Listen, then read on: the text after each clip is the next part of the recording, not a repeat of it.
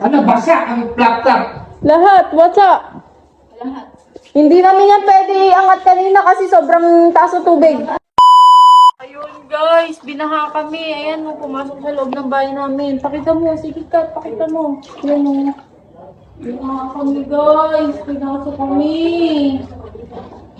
Hindi pa to alam ni Daddy. Basa ito kayo. Basta lahat din? Basa talaga guys. So ayun, yan si JJ naglilinis oh. Daming nabasa na gamit namin.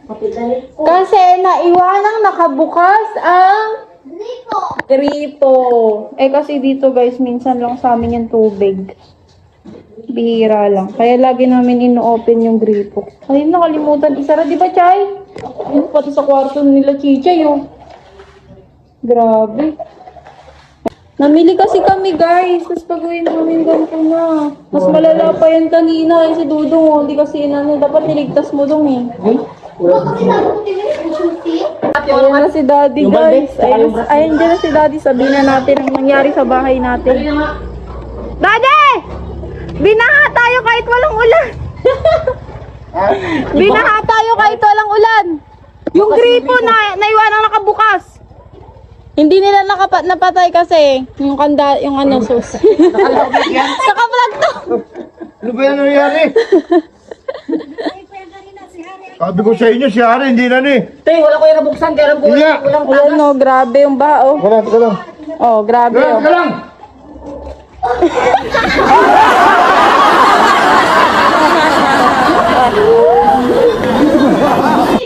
Sa kwarto. Ano, basa ang laptop. Lahat, what's up? Kami yan pwede angat kanina kasi sobrang taas ng tubig. Basa yung laptop? Hindi yan nababasa. Ano malita? Wala dyan, mababasa ang malita. Yan ang malita. Basa ang laptop, dalawang laptop. Ang speaker ka mo, ang speaker, tingnan mo. Pasok mo dito, tingnan natin kung nabasa yung laptop. Dito. Dali yung speaker, honey, baka nabasa. Bilis, tignan nyo.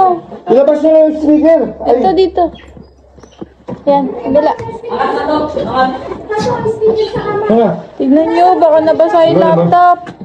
Dalawang laptop yan. Ay, wala. Ay, buti hindi. Thank you. Wala, hindi. Ay, Hindi, mababasa. Pinasok. Teka lang, teka lang. ay, nakaangat. Kumaka kayo, no? Ano naganda? Nakaangat. Nakaangat siya. Nakaangat. Uy, swerte. Kaya pinasok ko yun, no? Oh, may tubig. Isa yung isa, dalawa yan ah. Kung tinan mo, 65,000. Laptop ko. Munti nyo. Pinasok. Munti nyo.